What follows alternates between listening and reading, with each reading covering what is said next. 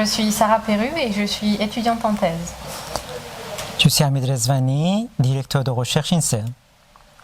Je suis Anne-Femme Ledard, je suis médecin, PUPH, et donc nous faisons partie tous les trois de l'équipe oncodermatologie Trio 2, qui fait partie de la future unité cancer BRIC.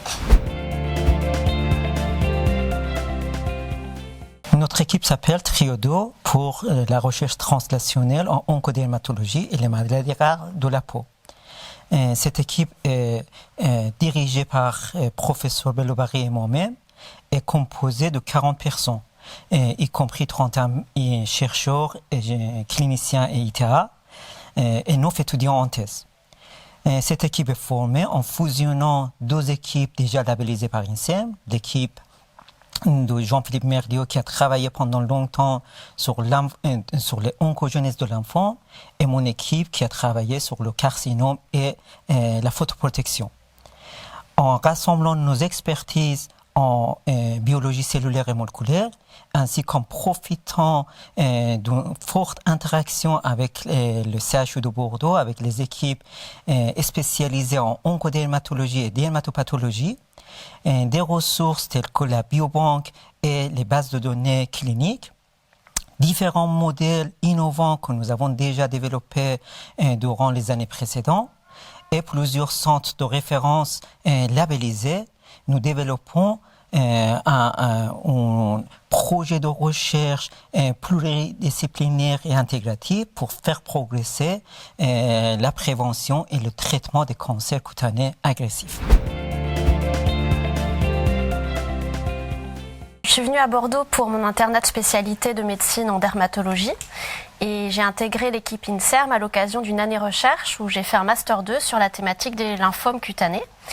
C'est cette thématique que j'ai choisi ensuite de développer comme domaine d'expertise clinique. Et la suite logique a été de faire ma thèse d'université au laboratoire. Je suis ensuite partie en mobilité au Royaume-Uni où j'ai intégré une équipe travaillant sur le micro-environnement des lymphomes, thématique que j'ai rapportée et je supervise actuellement une thésarde sur le sujet.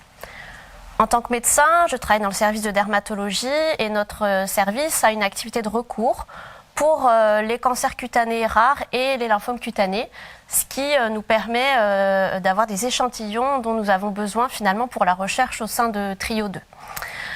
En tant que médecin, j'informe donc les patients de ces recherches, je participe au prélèvement des patients et puis nous constituons la base de données, la biobanque à noter cliniquement. Et de même que les autres médecins qui font partie de l'équipe, de par notre plus-value clinique, lors des réunions, on s'assure que les projets scientifiques et translationnels ont des objectifs qui sont cliniquement pertinents.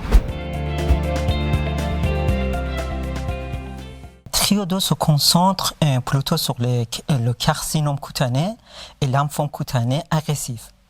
En utilisant notre savoir-faire pour la modélisation, nous développons 3 axes visant à étudier les caractéristiques phénotypiques et génétiques des cancers cutanés, le rôle du métabolisme dans ce processus et le rôle du micro-environnement dans l'homéostasie et le cancer.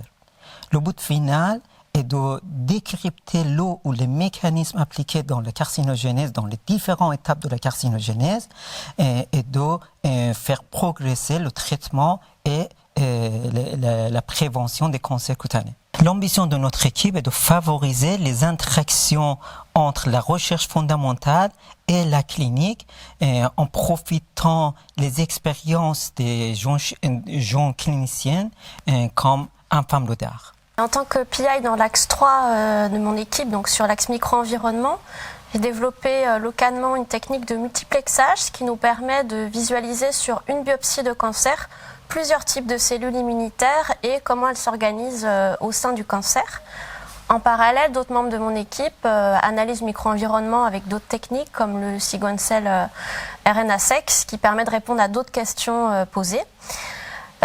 Et tout cela nous permet de modéliser les tumeurs et leur environnement en 2D ou en 3D. Au sein de l'oncosphère, ça nous permet un partage d'expertise et de problématiques, ce qui nous permet d'avancer. Et nous avons aussi développé des projets avec des équipes de Limoges ou Poitiers projet auquel participent aussi certains de nos étudiants. L'environnement est très propice au développement scientifique. Nous avons la chance d'être bien encadrés par nos directeurs de thèse, mais également par les ingénieurs, les techniciens qui sont présents dans l'équipe et qui restent disponibles pour répondre aux questions que l'on se pose. Nous faisons également régulièrement des réunions d'équipe avec tous les membres de l'équipe qui viennent d'horizons différents. Donc ce sont des cliniciens, des chercheurs, des ingénieurs.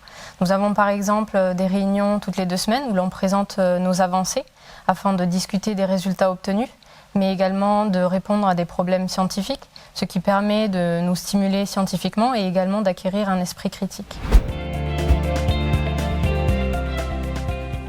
Je dirais que la première plus-value est l'étroite collaboration avec les médecins.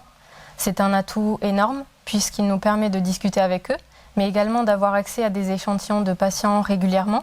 Donc ce sont des échantillons de patients sur lesquels des expériences vont être réalisées, puisque nous avons accès à de multiples techniques qui vont de l'in vitro, avec par exemple la culture cellulaire en 2D, en 3D, à l'in vivo, avec là par exemple l'utilisation de modèles murins ou de Xenop grâce à la plateforme Xenub issue de notre laboratoire, en passant par l'imagerie tissulaire et également la génomique, la métabolomique et autres.